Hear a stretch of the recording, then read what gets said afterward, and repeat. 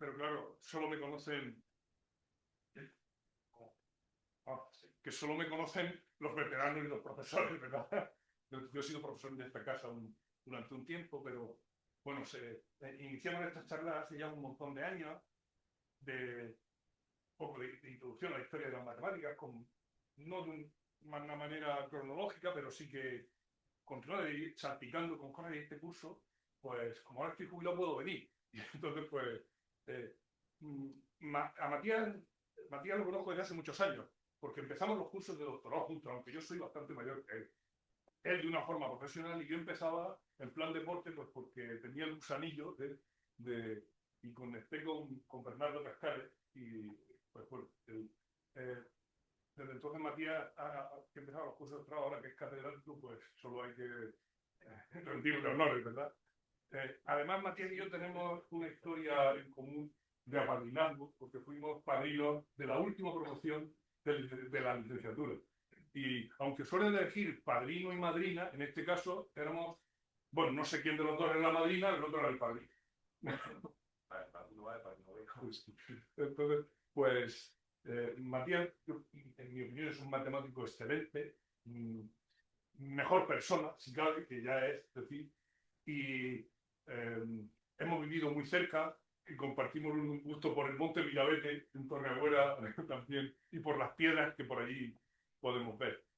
Vi que en su blog hacía unas cosas sobre triángulos y entonces le pedí este curso que, bueno, por encargo de vuestro vicedecano, que hiciera una charla con un hilo histórico, pero y él pues, nos propuso esta que a mí me parece de entrada apasionante. Entonces, pues, no más, tenemos poco tiempo, os dejo con más.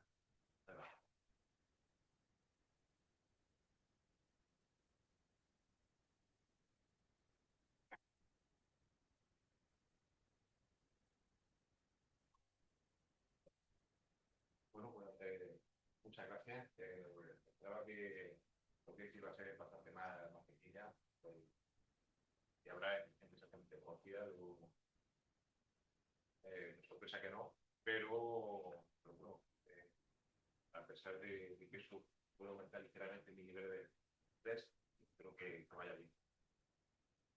Eh, bueno, antes de nada decir que yo no pretendo hacer intrusismo profesional. Por hablar del triángulo hay compañeros de la inicial y también de la propia área de topología.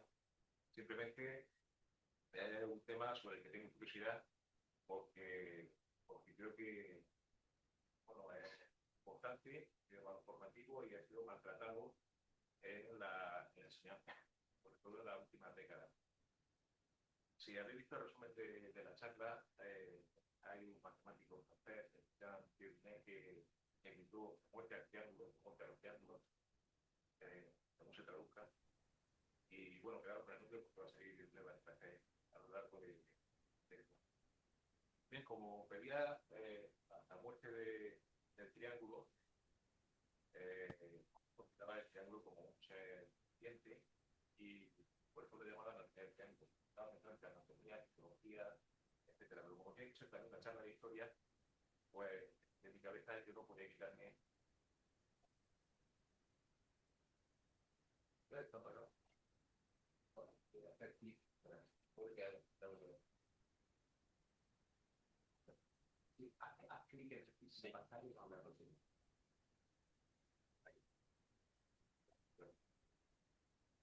pues no puede quitarme de la cabeza este libro. Una de las cosas bonitas de la matemática es sobre personajes. Es que no se oye bien por... Vale, es un poco humillante, pero lo asumo. Diego de Torres Villarroel no tiene nada que ver con el cantante argentino.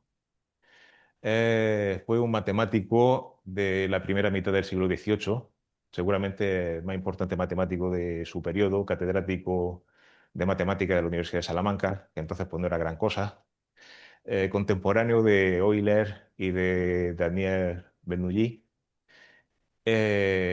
Mientras estos últimos desarrollaban el análisis, la física matemática, Euler inventaba la teoría de grafos. Diego de Torres se dedicaba a hacer almanaques y limpiar casas de espíritus, simplemente para comparar la situación de la matemática, en, digamos, geográficamente hablando. Pero era un muy buen escritor y entonces pues publicó su autobiografía con Ascendencia, Nacimiento, Crianza y Aventuras del doctor don Diego de Torres Villarroel. Ese es el título que yo hubiera querido para los triángulos, pero era muy largo y el marketing pues no es lo mío. Bien, la charla eh, tiene un plan, más o menos lo he puesto así, no es una división de la charla en capítulos, es digamos los distintos temas que se van a ir tratando en el orden. Hablaré de triángulos. Una cosa que digo, mis triángulos son todos euclídeos. Yo los llamo euclídeos, a pesar de que la academia se empeña en que lo llame euclidiano, pero bueno, me resisto. Y trataré, bueno, aunque hay temas, digamos, asuntos muy interesantes de triángulos en geometría de curvatura constante, triángulos con otras métricas, etcétera, pues yo me voy a ceñir a la geometría euclídea en el sentido pues, más griego de la palabra. Eh, Bueno, no adelanto mucho, que desde los griegos hasta el siglo XX pues tendré que llenar un poco, no demasiado el hueco. Y bueno, insisto que los teoremas que voy a poner son los que me gustan, porque si alguno echa de menos teoremas de que no has puesto teoremas de geometría proyectiva o teoremas de Menelao y tal, pues sencillamente pues, ya hay bastantes, yo creo que hay bastantes y son los que mm, digamos, pues he desarrollado así gusto por ellos, que ya digo, sin ser experto, sin dedicarme a investigar sobre el asunto. Bien, pues vamos a empezar con el nacimiento del triángulo, bueno, vamos a empezar reflexionando un poco sobre la etimología. Ups, me he hecho un poco de spoiler. Triángulo.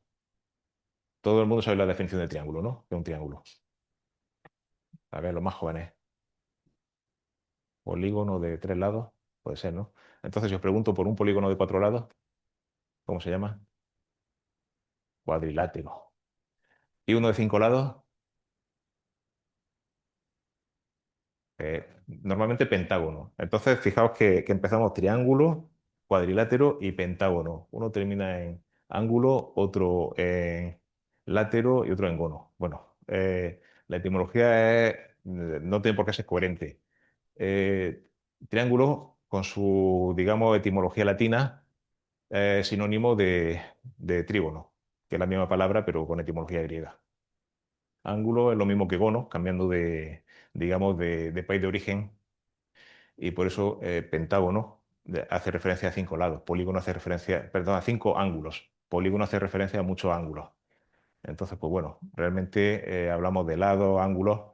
Al final, en geometría plana, pues existen en el mismo número, digamos, estas figuras llamadas polígonos. Y el triángulo tiene una, digamos, característica que digamos, su rigidez. Cuando 3 longitudes forman un triángulo, pues ya existe una única forma de hacerlo. Se puede montar de otra manera, pero lo que se monte pues, va a ser equivalente, salvo un movimiento o quizá una simetría, al triángulo original. Bueno, estos son pequeñas reflexiones. Trigonometría. Ya que hemos aprendido un poco de etimología, pues trígono es triángulo en griego, metría pues medida, es literalmente medida de los triángulos. Aunque, bueno, todo el mundo piensa en la trigonometría como el estudio de las funciones trigonométricas, seno, coseno, sus relaciones entre ellas, etcétera. Y es una cosa interesante, pero bueno, he mencionado a Jean Dieudonné, tiene un libro, que de hecho aquí saldrá la portada, y lo más divertido de los libros de Dieudonné son los prólogos. Los prólogos tienen muchísimas páginas y le da caña a un montón de cosas.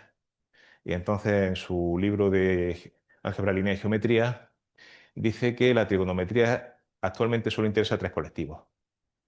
Uno, los agrimensores; dos, los astrónomos; y tres, los escritores del libro de trigonometría. Así que bueno, ya para ir conociendo a Dieudonné, quería mencionarlo. Y bueno, finalmente teorema. ¿Qué es un teorema?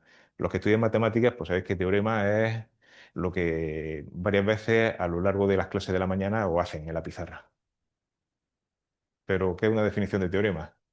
Pues bueno, así como yo tengo esta memoria, pues tengo que decir las cosas de manera aproximada. Un teorema es una afirmación susceptible de ser demostrada. Entonces, ¿qué es una demostración? Una demostración es una cosa que tiene valor relativo.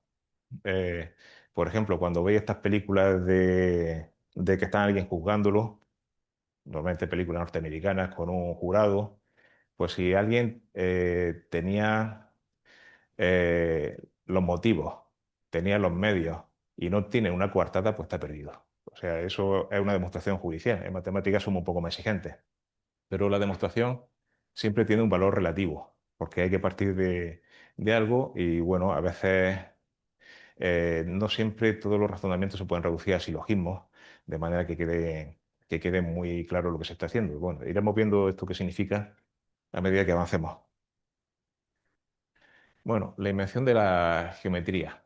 Hay, eh, digamos, cosas de carácter geométrico en la prehistoria, pero bueno, la geometría como tal la podemos encontrar aquí. Este es el papiro de Ring. Ring era el coleccionista y Ames el que lo escribió, que es de los pocos, digamos, casos de papiros donde aparece el firmante, el autor. Y como veis, pues hay triángulos. Eh, Aristóteles decía que los sacerdotes egipcios inventaron la geometría porque no tenían nada que hacer. Estaban ociosos, tenían mucho tiempo, pero bueno, como sabéis, hay mucha gente ociosa que no inventa absolutamente nada. Heródoto decía que la geometría en Egipto era práctica porque servía para lo siguiente: cuando en una inundación del Nilo un agricultor perdía parte de su terreno, pues acudían los funcionarios, medían y gracias a la geometría sabían cuánto le quedaba de terreno para calcularle la parte de impuesto que todavía tenía que pagar. Lo cual está muy bien, como los del catastro hoy día y el IBI. Pero su geometría era, digamos, una acumulación de conocimientos empíricos. Algunas de sus fórmulas estaban bien y otras eran meramente aproximadas. El primer teorema de la historia y que se puede considerar la invención del método matemático, como la asignatura que ahora mismo tenía en el grado, es el llamado teorema de Tales. Yo lo he puesto así con la H porque me parece como una transliteración más fiel del griego original, aunque normalmente se escribe sin ella. El teorema de Tales, ya digo, se considera el más antiguo, esencialmente un teorema de semejanza de triángulos. Cuando miréis cualquier libro de geometría sintética, ya iremos entrando en detalle de lo que eso significa. La semejanza no es una cosa trivial. Digamos que la congruencia, que es mover con movimientos rígidos, un punto de partida, pero la semejanza es bastante más difícil. Entonces, el teorema de Tales, que es el primer teorema de la historia, no es de los primeros de los que se encuentran en las primeras páginas. A nosotros nos puede parecer trivial, pero es porque nuestra geometría nos hemos acostumbrado a que sea la geometría analítica y cuando escribimos la ecuación de la recta, pues realmente estamos usando tales implícitamente. No podríamos escribir la recta si no fuera por tales. También no solamente la invención del método matemático, sino que es también la invención de la matemática aplicada, lo que tiene, pues, como veis, carácter práctico. Tales calculaba altura de pirámide, anchura de río y todas estas cosas que suelen poner en los ejercicios de la escuela. Pero cuando preguntéis a la gente en la calle, dime un teorema, pues todo el mundo pues, le suena el teorema de Pitágoras. Es como el más famoso. Dice el teorema, la primera palabra que se asocia es Pitágoras. Teorema de Pitágoras, gráficamente, analíticamente esto es un teorema sobre triángulos rectángulos. Gráficamente, pues el dibujo se explica solo. Bueno, habría que explicar que la suma del área es el área del otro. Digamos la interpretación que se suele hacer. Y cuando se pide demostrar el teorema de Pitágoras, pues a veces os podéis encontrar cosas así. Esta a mí me encanta porque es muy visual. Los cuadrados grandes de igual área se suprimen los cuatro triángulos de colores y deben quedar áreas iguales. Una pregunta, ¿es esto una prueba matemática? Pues depende, tiene el valor relativo que le demos. A mucha gente podéis convencerlo, con esto, porque todo el mundo tiene una idea de que el área es un número que se asigna a un polígono con carácter único y que es finitamente aditivo. Pero, sin embargo, lo que es la aditividad finita del área es una cosa que si uno quiere fundamentarla, pues lleva mucho más trabajo. Entonces, ya digo, esto es una prueba, tiene valor relativo, pero si yo tuviera que escribir un libro de matemáticas, comenzando por cosas más sencillas, pues no lo utilizaría. La prueba, digamos, estándar que encontráis en los libros de geometría clásica es pasando por el teorema del cateto, que es semejanza, y el teorema del cateto dos veces, pues da Pitágoras. Eh, no solo se hacía matemáticas por aquí, sino que también se hacía en China. Y a mí esta prueba de que 3, 4, 5 es una terna pitagórica me gusta tanto que he llegado a decir que si alguna vez me hiciera un tatuaje, pues seguramente sería este. Ahora veis y me quité la idea. Bueno, sigamos. Eh, los griegos, como ya digo, no vamos a entrar en detalles, pero tenían esta idea de que las cosas había que demostrarlas. Y bueno, como digo, las demostraciones pues tienen un valor relativo, pero es una necesidad imperiosa que sentían. Voy a poner un símil. Vosotros podéis, por experiencia, decir que el sol sale cada día por el este y se pone por el oeste, y eso sería una afirmación. Eh, pero una persona curiosa pues querría saber el por qué. Y entonces, en un momento dado, pues podría llegar a la explicación de que la Tierra y el Sol pues son cuerpos celestes aproximadamente esféricos que flotan en el espacio y tienen un movimiento relativo el uno respecto al otro, y en particular la Tierra pues gira sobre un eje, y entonces el movimiento de rotación de la Tierra sobre su eje pues produce la apariencia de que el Sol sale por un sitio y se pone por otro.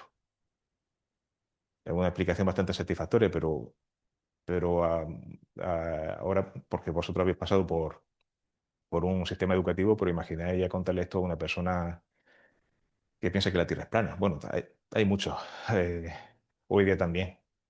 La explicación, lo que me parece el modelo más sencillo, pues resulta que para mucha gente pues, puede ser como más artificioso. Euclides, quizás no fue el primero, porque lo que pasa con los libros griegos, y tenéis que leer El infinito sobre un junco para saber más cosas, una recomendación de Salvador, se perdían con facilidad, se destruían, y entonces, pues bueno, la primera recopilación de teoremas que no ha llegado es la de Euclides. Y digamos que puso empeño en que todo el conocimiento matemático estuviera estructurado de manera que unas cosas se pudieran deducir de otras a partir de otras más sencillas. Los elementos de Euclides contienen al principio pues definiciones que no sirven absolutamente para nada, axiomas que vienen a ser cosas más o menos de sentido común, y los postulados, los famosos postulados. Y bueno, hablaremos de ellos. Tiene digamos, muchos defectos. Hay argumentos en Euclides que se pueden criticar, que no se basan en lo que está puesto entre esos axiomas y postulados, pero bueno, eso tiene que ver con cosas que se arreglaron después.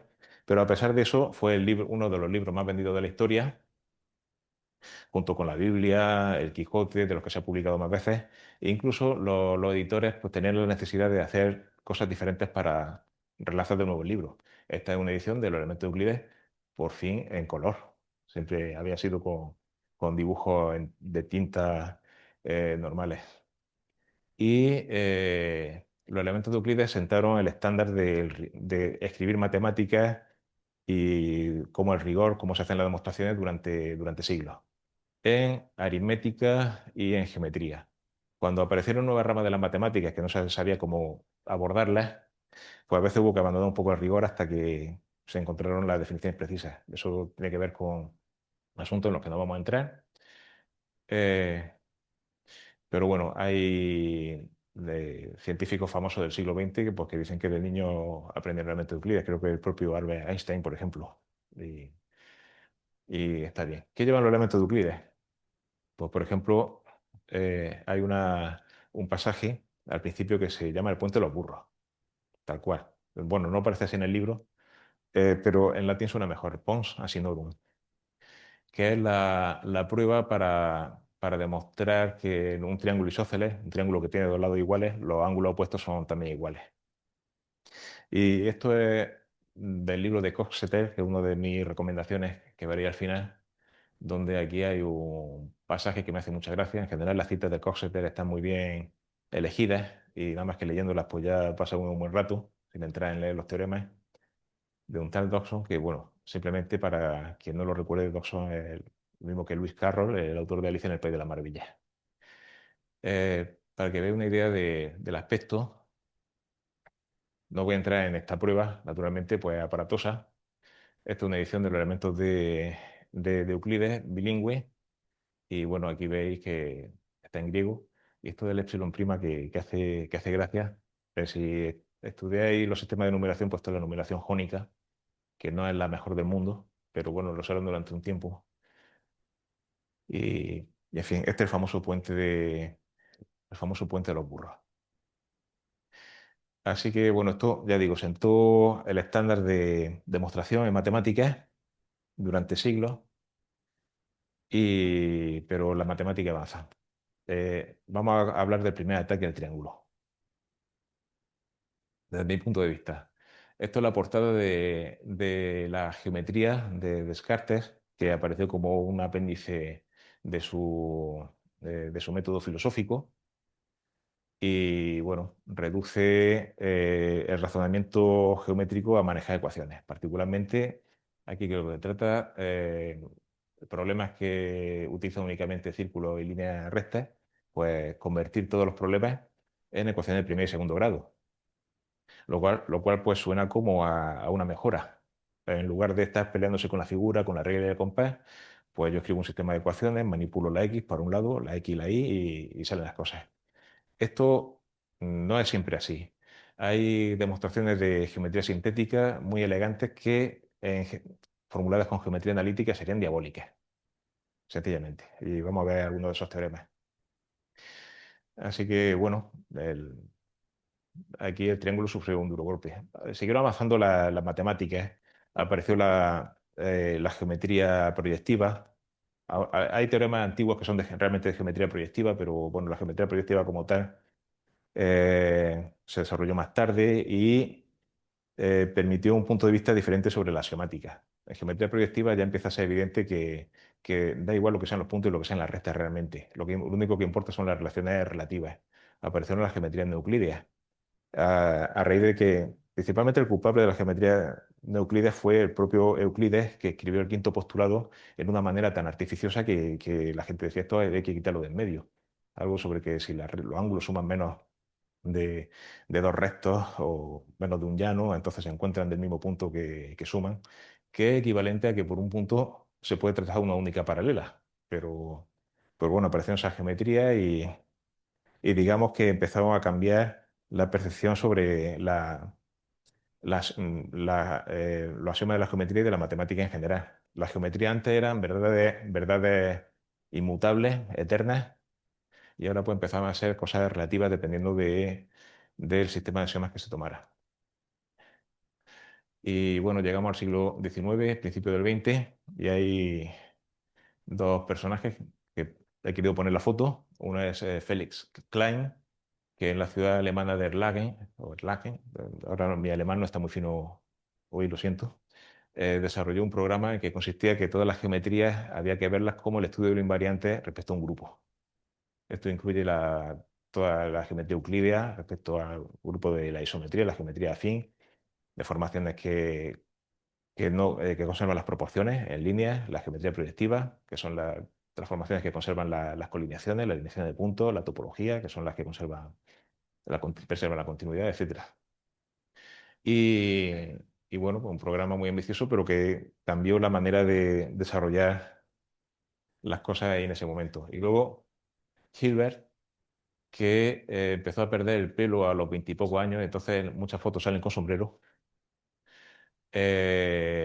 Durante unos años trabajó en la geometrización de la geometría, en arreglar los axiomas de Euclides para que estuvieran bien. No dejó cinco postulados, añadió un montón de axiomas de todo tipo, de continuidad, de orden, de incidencia, etcétera. Y bueno, su fruto, pues bueno, este librito del que yo ya no voy a decir nada más porque tendré más información en breve. Eh, Pedro José os va a hablar de los elementos de Euclides y, y José María Almira hablará de la contribución de Hilbert. Así que yo lo dejo aquí. Hasta aquí puedo llegar. Si queréis saber más, esperaros. Y bueno, hablemos de Bourbaki. ¿Quién era Nicolas Bourbaki? Nicolas Bourbaki era un grupo de matemáticos franceses que empezó en los años 30. Pensaron que había que escribir las matemáticas, digamos, desde el principio y bien, bien para ellos. Había una tradición en la escuela normal de París de que los profesores pues, sacaban manuales, por ejemplo, de análisis, y ahí estaba todo el análisis, como el Bursar, pero ellos querían cambiar las cosas. Igual que Euclides hizo los elementos, empezando por los axiomas, pues ellos querían poner una base de las matemáticas y escribirlas todas. Y eligieron la teoría de conjuntos. Y bueno, aquí está esta gente que veis, que todos son matemáticos, menos esta señora o señorita, que es Simone Weil, la hermana de André Weil, el que está aquí detrás de blanco, que no le dijo el fotógrafo que estaba mal. Y bueno, resulta que a pesar de que estos eran los mejores matemáticos de Francia de los años 30, ella es todavía más famosa, tan famosa que el último disco de Rosalía está inspirado en ella, simplemente por dar un dato. Y que está aquí sentado, que veis que tiene pinta de mala persona y se está riendo así, es Jean Didounet. Eh, y entonces, bueno, sacaron bastantes libros, pero bueno, la obra está lejos de completarse. Oficialmente el grupo Bourbaki no está disuelto, se espera que siga sacando cosas. Los matemáticos al llegar a los 50 años lo abandonan y entra gente nueva. Entró, pues, por ejemplo, uno de los grandes matemáticos del siglo XX, Alexander Grothendieck, entró aquí y salió escopetado porque Grothendieck dijo que esto de poner la teoría de conjuntos como base en las matemáticas, porque no lo veía, que él quería poner la teoría de categorías. Y bueno, pues le dijeron que no, que ya llevamos unos cuantos años trabajando en el tema. Bueno, aquí veo una reunión del grupo Bourbaki que está haciendo la pizarra. Pues si os fijáis, se parece bastante a lo que vuestros profesores escriben en ella. ¿Por qué? Pues porque Bourbaki sentó la manera de escribir las matemáticas y las demostraciones. El para todo, es la A del revés, la E refleja en el espejo del existe, el conjunto vacío, aparecen con Bourbaki. Y ya digo, cambiaron esa manera de entender las cosas. Y bueno, aquí veis, aparece muy poco, pero es claramente Jean Didounet, que no mira con simpatía que sus compañeros vayan en pantalones cortos. Bueno, eh, Didounet en el año 1960, según otra versión, el 59, no lo tengo claro porque las primeras veces donde leí sobre esto, pues no me acuerdo dónde fue, pero parece ser que era un congreso de matemáticas presidido por Marshall Stone, el diseñador de Stone Ballestres. O grito esto. No sé, bueno, lo mismo lo hice en inglés, pero así como lo he contado. Abajo de Euclides, muerte a los triángulos. Y, y no era él solo, sino que digamos que la visión nueva de la geometría, pues pretendía, digamos, influir en las matemáticas no solo en la matemática, digamos, el corpus matemático o cómo se enseña la matemática en la universidad, sino también llega a la escuela.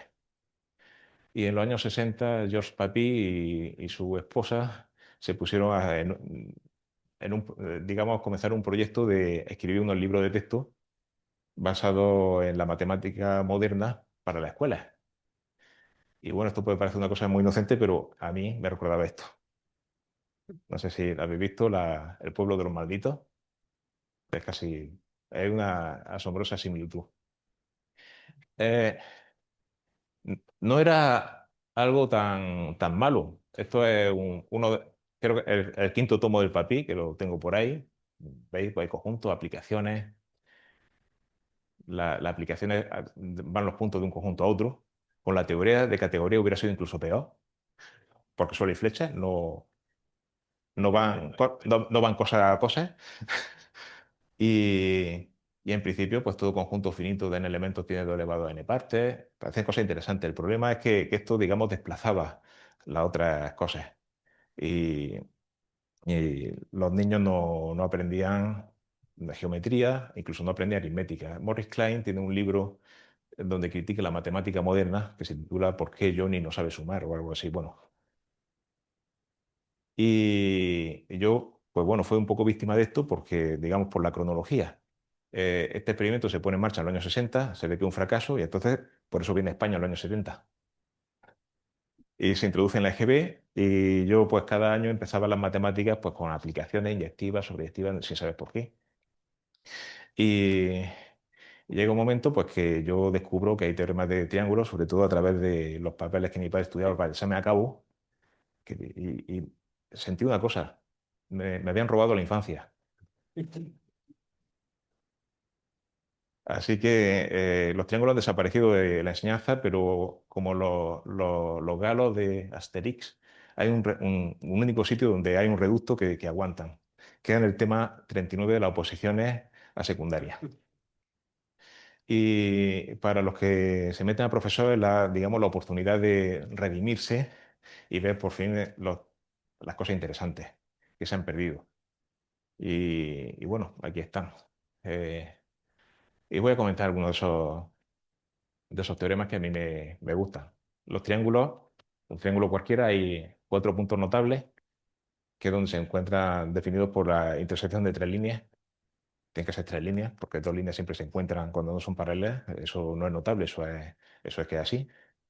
Y entonces, pues, por ejemplo, uno de los más famosos es el baricentro o centroide, para quitarle la connotación física, que es donde se encuentran las medianas. Las medianas son las líneas que se trazan de cada vértice al centro del lado opuesto. ¿Por qué esto se encuentra en un punto? Eh, la explicación física es sencilla. En un sistema de partículas, cuando se calcula el baricentro de todas ellas o se calcula los baricentros del sistema en parte y después a cada baricentro calculado se le atribuye la masa del sistema de partículas y después se vuelve a calcular el baricentro de todo, sale lo mismo, es como una operación conmutativa. Si se ponen masas iguales en los 3 vértices, este sería la situación del baricentro de estas 2 masas. Y al calcular de nuevo el baricentro, con este masa que falta, estaría en esta línea. Por lo mismo, pues el triángulo tiene que tener un baricentro, que es el punto donde se equilibra cuando lo sostiene, puesto la existencia. Pero yo quería hacer aquí alguna pruebecita. Un esquema sencillo simplemente para que veáis la elegancia de la idea. De la existencia del baricentro. Hago un triángulo grande porque eh,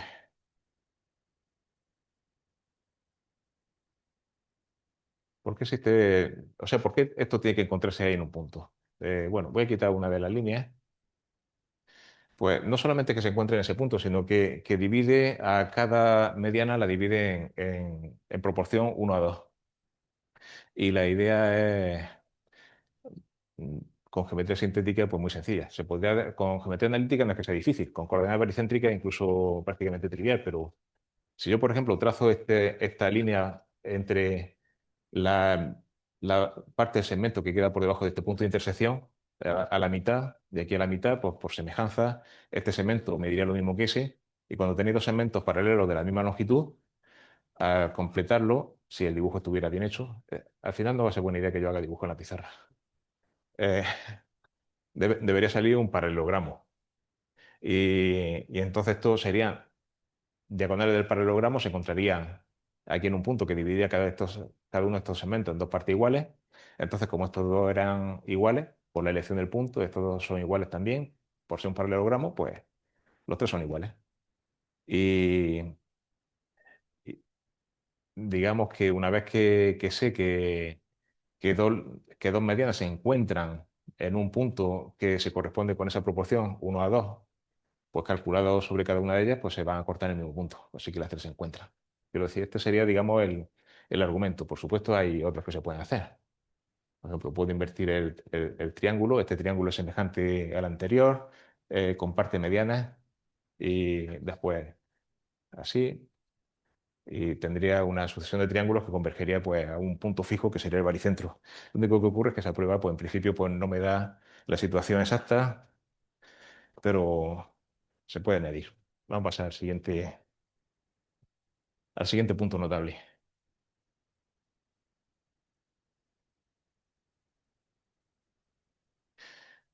Las mediatrices, las líneas que dividen cada lado, que parten de la mitad de cada lado perpendicularmente, se encuentran en un punto que es el circuncentro y esto es una prueba como tal. Eh, bueno, eh, no vamos a entrar en detalle de cómo se hace, se puede razonar de distintas formas, pero tres puntos no alineados están siempre contenidos en una circunferencia, pues esa circunferencia que inscribe al triángulo, pues cada uno de los lados del triángulo se convierte en una cuerda y la mediana va a pasar por el centro de la circunferencia, así que es por eso que se encuentran exactamente ahí.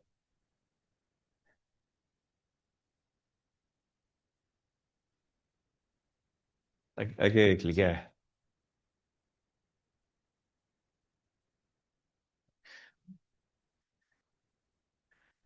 Es que las tres alturas se encuentran en un punto es una cosa un poco más sutil de ver, pero también admite una prueba rápida. No la voy a hacer porque se me pasa el tiempo y cada vez que haya que hacer una prueba en la pizarra, pues hay que estar cambiando la presentación. Pero digo, es relativamente sencillo con la idea buena.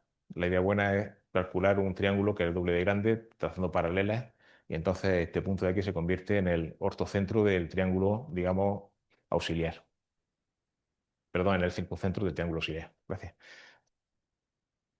Y el incentro, que también es bastante visual, el punto donde se encuentran las bisectrices, las líneas que dividen cada ángulo en la mitad, pues si metéis una circunferencia dentro que sea tangente a los tres lados, y tiene que estar, circunferencia tangente a los tres lados hay muchas, pero solamente una está dentro, en total cuatro.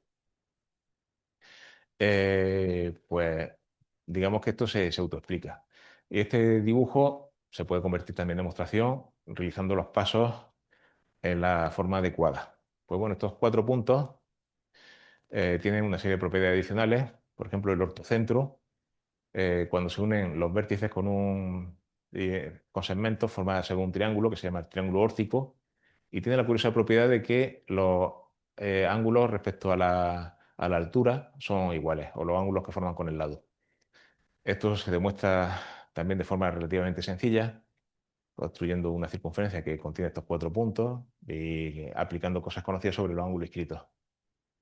Pero esta propiedad de ángulo igual es que en principio sería como si fuera, digamos, si yo tuviera una mesa de billar con esta forma de triángulo y tirara una bola en esta dirección, pues rebotaría mm, en, en ciclos recorriendo el triángulo.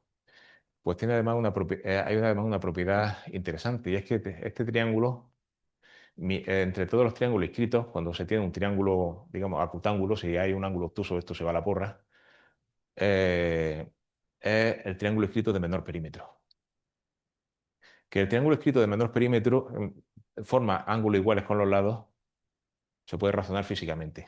Pone una goma en el triángulo que deslice bien y la goma se va encogiendo hasta adoptar la mínima longitud y justamente la tensión para estar en equilibrio, pues está obligada a formar ángulos iguales, porque si no, pues se deslizaría. Pero claro, eso no es una prueba matemática. Y bueno, bueno, fue Fagnano, Fagnano el que demostró esa propiedad del triángulo órtico, pues esta es la prueba de Schwarz, que le gustaban bastante las reflexiones.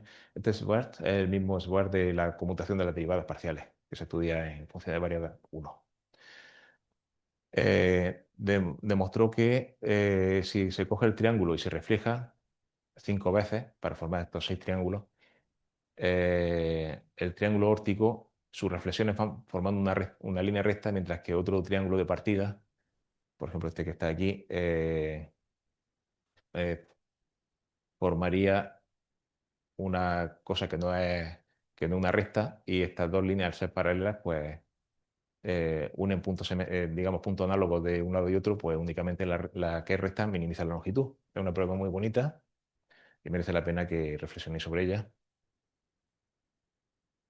Euclides revolviéndose en su tumba. Eh,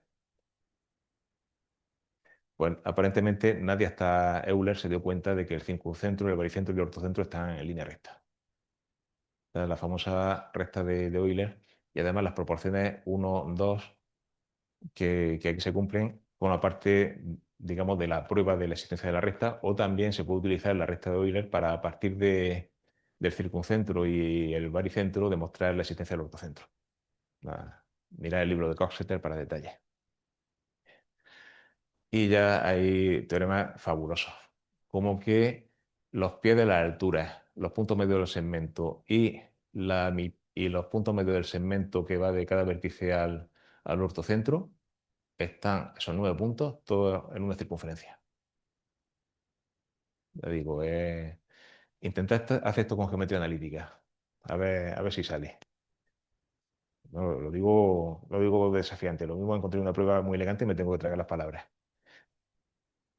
Este teorema también es muy curioso, que parece casi como cosa de magia. Y es que la bisectriz de un triángulo divide al lado opuesto en dos trozos que son proporcionales a los lados del triángulo. Y uno siempre dice, ¿por qué una cosa así tan bonita no me la cuentan? Voy a dar el argumento.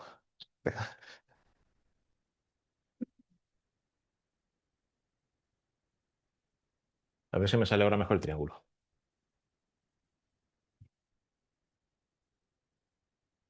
Pues bueno, hacemos la bisectriz. Estos dos ángulos serían iguales. Bueno, lo voy a llamar alfa, no alfa partido por 2. Y entonces que he colocado el triángulo próximamente. Voy a hacer un poco más pequeño y más abajo. Y si puede ser de lado recto. Pues nada, divido esto así. Estos dos ángulos son iguales. Prolongo este lado hacia arriba. Y ahora trazo la paralela a la bisectriz que pasa por aquí, por este punto. Y ahora afirmo que estos dos ángulos son iguales. Todas cosas normales de las paralelas, como lo llamaban alterno e interno. Y luego este ángulo de aquí es igual a este. Como estos dos son iguales entre sí, estos dos son iguales. Este triángulo isósceles, así que este lado mide lo mismo que este segmento. Y ahora ya es simplemente tales. Dos líneas cortadas por dos paralelas, hay proporcionalidad. Ya digo, precioso. Bueno, seguimos.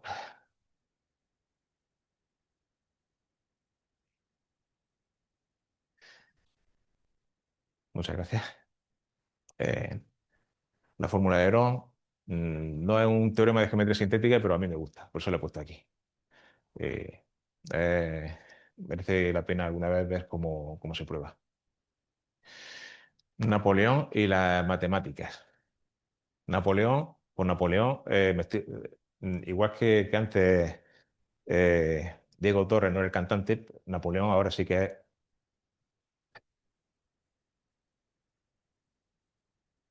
el Napoleón que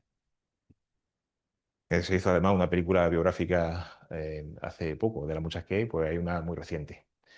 Pues bueno, Napoleón, pues uno podrá discutirle muchas cosas, pero parece ser que era buen estudiante de matemáticas y es bastante plausible que algunas cosas que llevan su nombre las hubiera hecho él, o por lo menos hubiera estado muy cerca de cómo se hicieron. Está el llamado problema de Napoleón, que es dividir una circunferencia en 4 arcos iguales usando únicamente el compás, que yo ahora mismo os prometo que no sé cómo se hace, pero parece ser que Napoleón lo consiguió y salió gritando así al balcón o algo así, prácticamente como Arquímedes. No, creo que no. Y el llamado teorema de Napoleón, que dice que dado un triángulo arbitrario, si se construyen triángulos equiláteros sobre los lados, los centros de los triángulos equiláteros forman a su vez un triángulo equilátero. De este teorema también desafío al que quiera hacerlo con geometría analítica. Yo intenté, cuando me enteré de esto, digo, ¿cómo no sabía yo esto? Pues me hice una prueba con números complejos que me sudé tinta. Y sin embargo, hay un argumento muy sencillo. Quiero dar las gracias a Google por la facilidad con la que encuentro dibujos, pero este es mío. Mi única contribución personal aquí al tema y además lo he respetado porque es el que se usaba en el cartel, precisamente.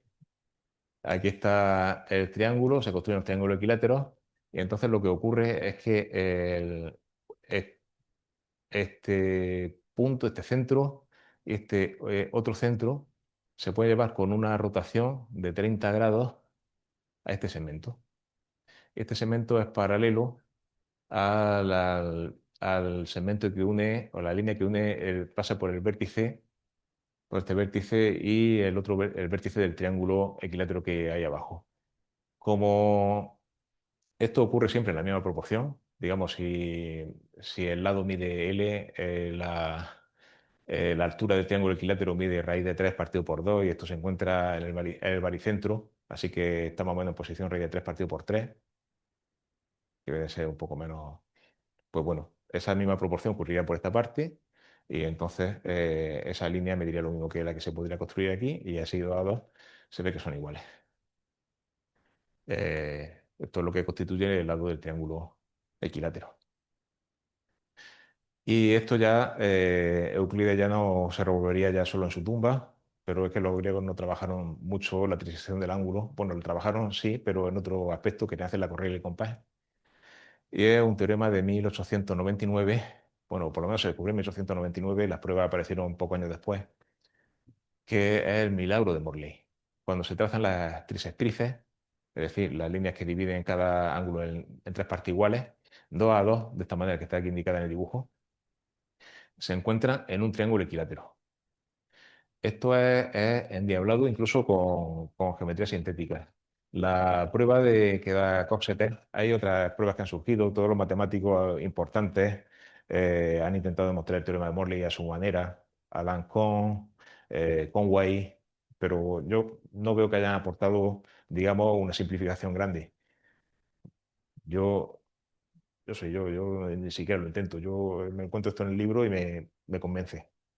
Que es que lo que hace la prueba que aparece en el libro de Coxeter, no sé quién es el autor original, parte de un triángulo equilátero y entonces se define en ángulos alfa, beta y gamma a partir de los ángulos del triángulo original y a través de una serie de ingeniosas construcciones, digamos, se muestra que partiendo del triángulo, o sea, se hace al revés, partiendo del triángulo equilátero se puede llegar a cualquier triángulo. Bueno, ¿cómo vamos de tiempo? Voy justico ya, ¿no? Me queda nada. Estos dos triángulos son semejantes. Esto es una cosa de estas que aparece en geometría, sencilla, es una propiedad del cuadrilátero, que no vamos a hablar de si los dos ángulos opuestos suman siempre un llano, cuadrilátero escrito en una circunferencia.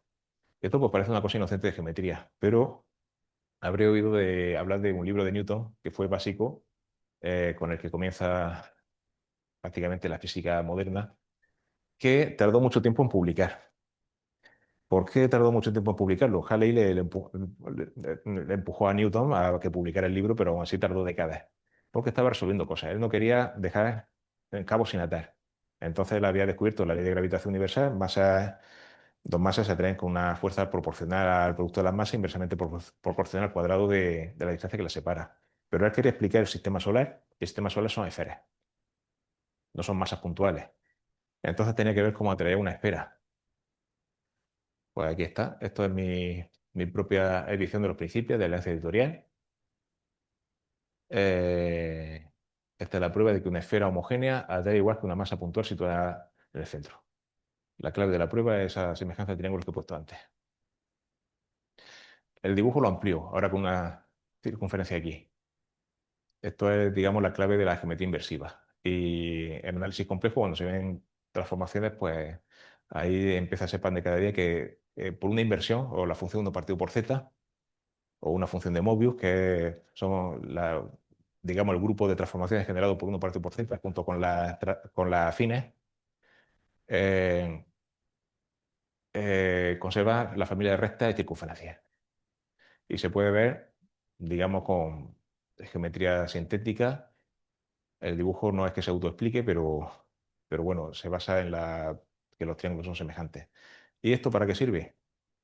Pues, por ejemplo, en el principio de Dirichlet, cuando se hacen las cuentas, para resolverlo hace falta poner una función armónica que tome los mismos valores que la función, digamos, el potencial newtoniano de un punto, pero que no sea una función singular. Entonces, lo que se hace, el punto se saca fuera del dominio con una inversión. Y esa es la clave para encontrar la solución de Poisson. Es decir, que esto que estoy viendo aquí tan aparatoso es Euclides, por decirlo de una manera. Termino con unas curiosidades que cuando estaba preparando esto, pues me aparecieron por ahí. Los estudiantes de Nepal tienen que aprenderse la regla para construir de manera exacta la bandera de su país. Yo no lo he aprendido, pero este triángulo pues parece más o menos equilátero y hay que ponerle el otro a cierta altura. Como me gustan los minerales, pues no quiero dejar de poner esto. Esto es un cristal de forma icosaédrica, 20 caras triangulares, pero me podría decir, un icosaedro tiene simetría de orden 5 y eso está prohibido por el teorema de restricción cristalográfica, ya, pero es que no es un icosaedro exacto. Algunos triángulos son o deberían ser equiláteros y los otros son simplemente isósceles. El, el triángulo de Sir Penrose, que con tanta maestría trató ese y que se ha incorporado de una forma también muy artística al escudo de nuestra facultad, gracias a un estudiante, pues también tenía que ponerlo aquí. Y bueno, esto me lo encontré andando por la calle.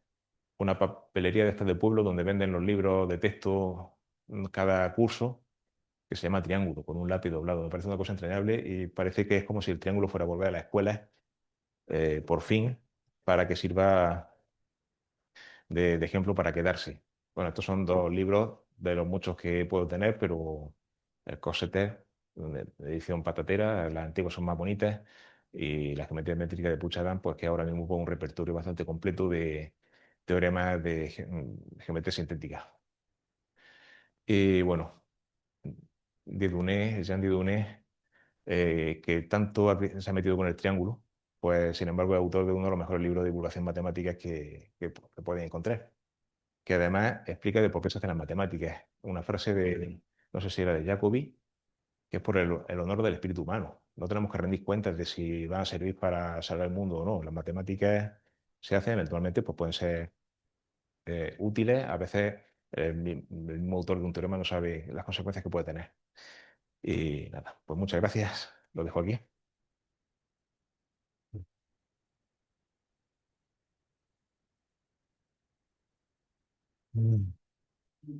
¿Alguna cuestión, alguna pregunta?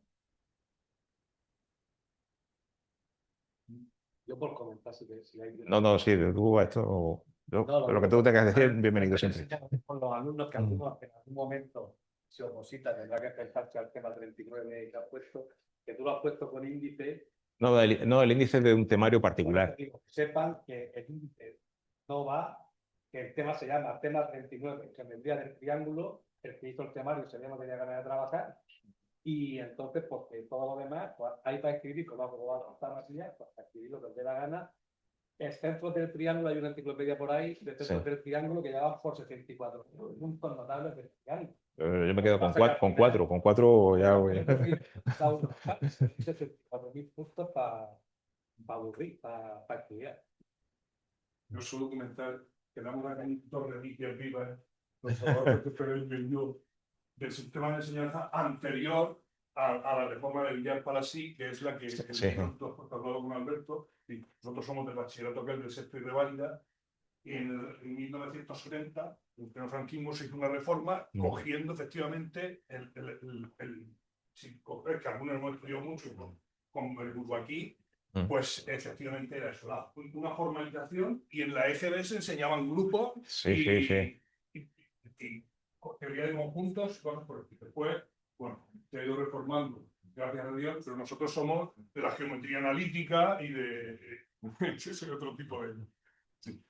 En mi opinión, desgraciadamente, en los planes de estudio del grado en matemáticas, hay algunas, sé que al menos la Universidad de Baleares tiene una asignatura que es geometría sintética, pero prácticamente ha desaparecido. Y en los institutos no se enseña.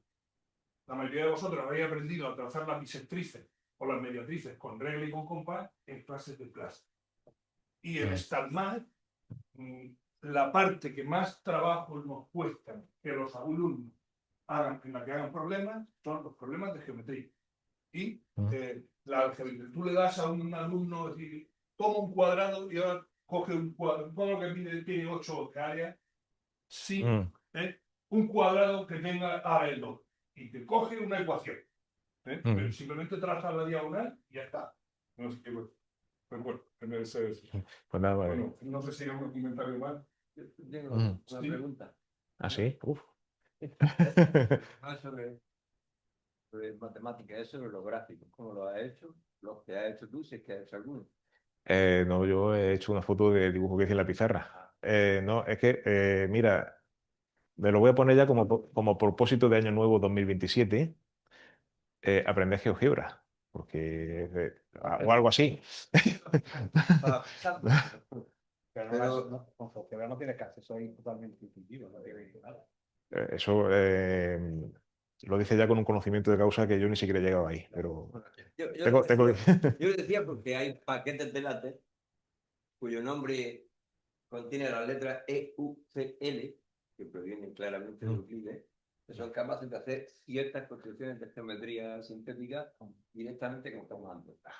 Sí que Yo lo he dicho muchas veces, en esta casa habría falta un curso avanzado de látex. yo también te lo he dicho muchas veces. ¿Por qué te jubilas? Claro, y por otro lado, tengo otra pregunta que esa también es, ¿quiénes son los de la foto de Bourbaki? Cuando yo estaba en Francia, sabéis que en Francia los bourbakistas eran parisinos por antonomasia, todo lo francés, y en la periferia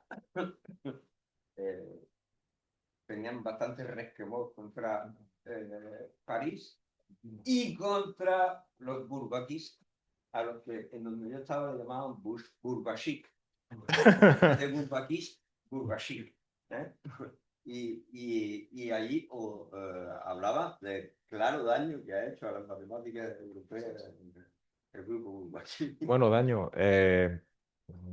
También relativo. La gente decía que Bourbaki, lo que se escribía en Bourbaki ya estaba muerto, pero es que en natural tú escribes una cosa que no se puede añadir porque va a continuación de escribiendo otros volúmenes, pero, pero bueno, yo al final sí sé muy burbaquista y no ser burbaquista me costó a mí un aprobado en la carrera porque yo fui con Fernández Viña a un examen y en lugar de estudiarme su libro que era burbaquista, pues iba con el Pastor, que era carpeto betónico y eso de tomo una cosa arbitrariamente pequeña pues no lo convencía. Tenía que ser un epsilon mayor que cero y... Yo también compré pero los de las fotos los tiene identificados, ¿qué tan rica están? Sí, está captada. No recuerdo todos los nombres, pero es una, digamos, de las fotos famosas y creo que el pie de foto lo puse en uno de mis artículos del blog, pero por eso debería recordármelo, pero... Por ahí una mano, pero ya no sé si...